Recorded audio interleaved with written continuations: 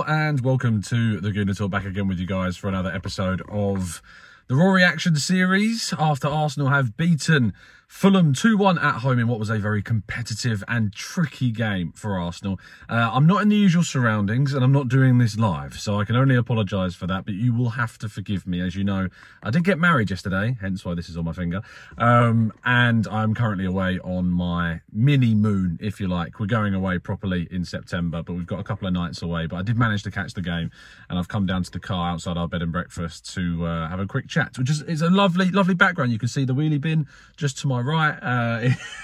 It's lovely. I could show you what's on the other side of me, but I can't risk changing the camera angle.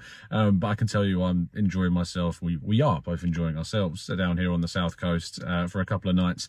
Usual service on the channel will resume. I realise I'm not looking at the camera properly. There we go. Usual service will resume on Tuesday. I'll be back on Tuesday with the 8 AM show, but there won't be a show tomorrow. There won't be a show probably on Monday. I do get back Monday evening, but I doubt that there'll be a show on Monday evening. I'll be doing the usual on 8 AM. So without me waffling on anymore, let's talk about what was a very anxious and probably one of those games that was kind of coming. Arsenal have had quite a comfortable start to the Premier League season, and because of that, we've not really been tested all that much. I know Crystal Palace was a tough game, and I think if you look at the results of their team this season, we now understand how big of a game that probably was for Arsenal.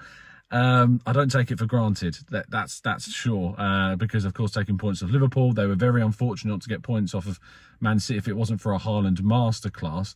But yeah, I am very pleased with the opening start to the season. But yes, as I say, it's been relatively okay for the club, and so therefore there was always going to be a challenge. And Fulham haven't lost a game this season. Fulham have been very good indeed. I mean, they themselves have taken points off a Liverpool team that, as we know, can absolutely batter teams, as today absolutely showed. I'm looking forward to seeing what ultimately comes of kind of the fallout to this game, how people react to it. My personal reaction is one of delight, of course, for the result. Is there concern? Yes, obviously. When you concede first, there's always going to be a bit of concern and questioning and, you know, investigation as to why that happened. But we all know that it came from a mistake in a game that we ultimately dominated. We dominated the game. We were absolutely, without a shadow of a doubt, the obvious team that should be winning it. And we could have taken chances in the first half to give us a more of a comfortable lead going into the second. We couldn't do that. It was actually shocking we only had one shot on target come half-time, because what we saw on the field with the team in complete control, creating chances, brilliant football, but we weren't able to take those chances. And when we went 1-0 down, in my mind, I was thinking, well, last season, we were only able to win one game where we conceded first. And that was obviously the game against Wolves in the Premier League, in which we then came from behind really late on. We responded a lot faster in this game, of course. We responded around kind of the 70, I think it was around the 70-ish kind of minute mark. A goal, of course, from Martin Odegaard, who, let's be real, was the man of the match by a clear distance. There's no debate about who was the man of the match. Martin Odegaard was unbelievably good.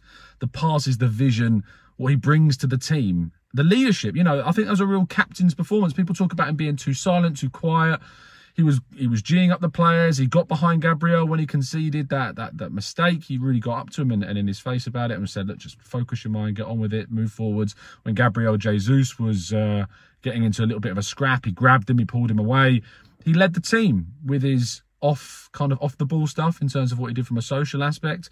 But on the ball, the passing was sublime. You know, what we've seen from that player evolving at Arsenal is a player that's turning into one of the most commanding and delicate and elegant players in the Premier League. I can't wait, hopefully, for the majority, if not the unanimous kind of majority of people, to see what this player is, how good he is, and how it was absolutely right that we didn't sign James Maddison and instead signed Martin Odegaard, because he fits what we're trying to build. He fits the creative line. Yes, he might not get you 10+ goals a season, although he's now scored 3 in 4 games. He might not get you 10 goals a season. I mean, the likes of Bernardo Silva didn't for Manchester City last season, as an example I use. But what he brings in terms of his interconnectedness, the collaborative nature of his game, the vision, the passes, and his leadership, of course, enabled us to drag ourselves back into this fixture. Eddie Nketiah came on and was chaotic. You know, I think he could have scored a couple. Had a really good chance with his left foot. Only just went past the post. Could have been a bit better.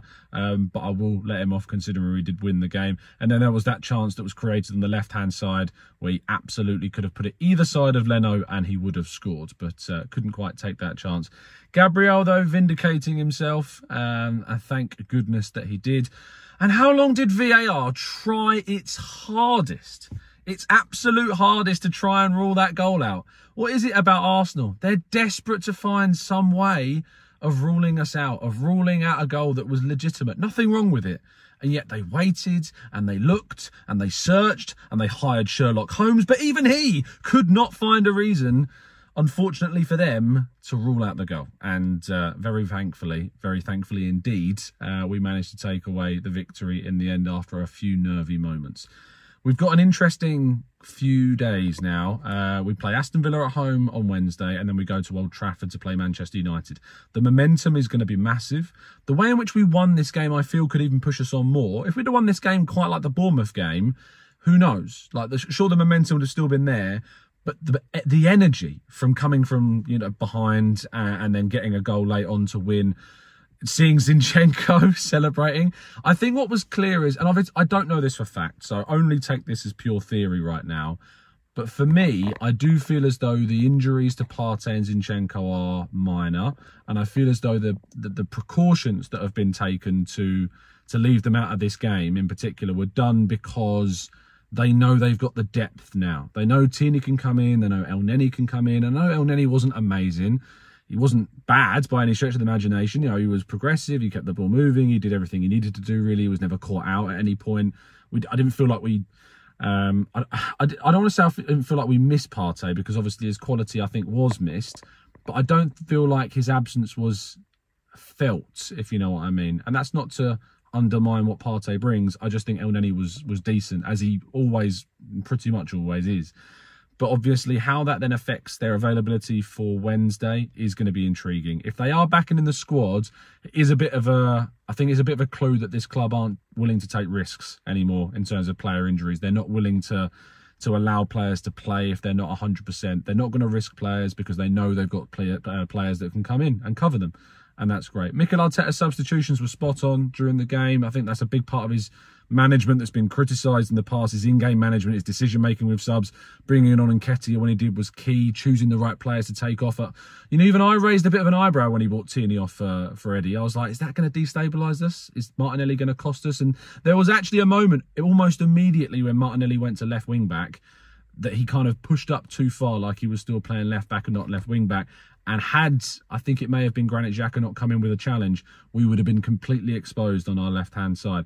But that didn't happen, and then he built into the game, and of course then him and Saka swapped sides. And that tactical shift, I think, balanced things a lot easier. Nice to see a left footer on the left and a right footer on the right, and Martinelli, it worked. And I was bemoaning Martinelli's corners and set pieces all game. He was overhitting things. It weren't his best fixture by any means, even though he was try-harding as always. But ultimately, he came through with the goods. And that's all I can ask for, you know, from this guy. That's all I want from Martinelli, is someone who's going to be perfect for us. And energy is perfection in this Arsenal team at times. Energy is the minimum requirement. If he lost the ball, we trapped back and was dogged in trying to get those balls back. So for that, I'm very grateful. But of course, I think he can get better and improve, and his deliveries need to be like they were against Bournemouth. Maybe it's just an off day in terms of that. But ultimately, it was his corner that led to our winning goal. And for that, I am very, very grateful indeed. I can't do the usual reactions. It's very strange. I'm used to talking on this and talking to you and reading through your comments. I will read through your comments at some point, so do leave your thoughts and feelings in the comment section below. Usual service, as I say, will return on Tuesday. Thank you to everybody that sent me loads of messages of well wishes about the wedding. I really appreciate that. I've not had a chance to read through all of them yet. I've been mad busy, as you can imagine, and I've only had a spare 10 minutes now to myself to do this video, and of course watching the game as well.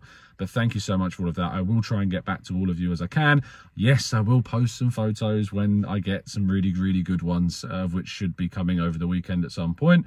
So you can see all of that goodness. As always, make sure you drop a like on the video, subscribe to the channel if you're new, And also, of course, we will be live on Friday evening in the Ridley Road Social Club in North London with the likes of Mike and Harry and Sophie and FK and James Benge. So do come and join us. You can go over to the Gooners v Cancer website to get tickets for that. And of course, on the Gooners v Cancer Twitter page. But yeah, fantastic stuff. I'm really looking forward to seeing how you guys feel about this game. I, for one, am absolutely buzzing. Thank you for tuning in. And as always, up the Arsenal!